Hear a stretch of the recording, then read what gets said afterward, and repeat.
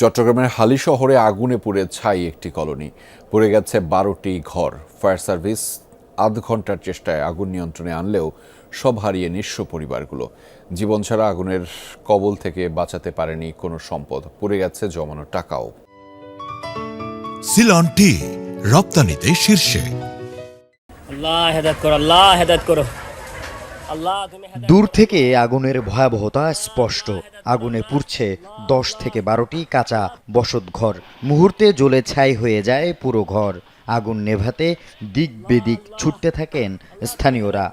আগুনগুলা চতুর্দিকে এই চিত্র হয়ে গেছে, তখন আপনার কি করবো, আগুনের তাপ যে এত তাপ, পশমগুলা পুড়ে যাচ্ছে।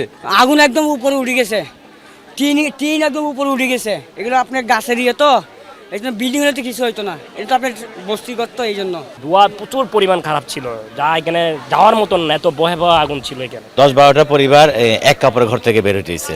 তারা আপনার কিছু নিয়ে বেরোতে পারে নাই। আপনারা দেখতে পাচ্ছেন সবকিছু ধ্বংস হয়ে গেছে। প্রাণ বাঁচাতে এক কাপড়ে ঘর ছাড়েন বাসিন্দারা। সব হারিয়ে নিঃস্ব পরিবারগুলো। বাড়ির আসবাবপত্রের সাথে পুড়ে ছাই জমানো টাকা ও স্বর্ণালংকার। ভরসা এখন খোলা আকাশ। তাই চোখের জল যেন মানছে না কোনো সান্ত্বনা।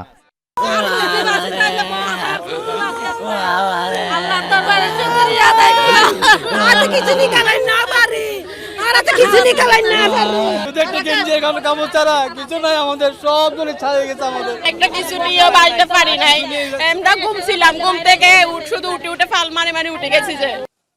আগুন লাগার সংবাদে হালি শহরের আই ব্লকের পেশকার বাড়িতে ছুটে আসে ফায়ার সার্ভিসের 4টি ইউনিট। প্রায় আধ ঘন্টার চেষ্টায় আগুন নিয়ন্ত্রণে আনে ফায়ার সার্ভিস।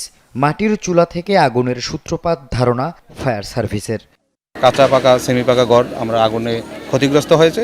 আর আগুনটা থেকে রান্নার চুলা থেকে লেগেছে বলে আমরা প্রাথমিকভাবে ধারণা করছি। আর ক্ষয়ক্ষতি এবং উদ্ধারের বিষয়টা আমরা এই মুহূর্তে বলতে পারছি না।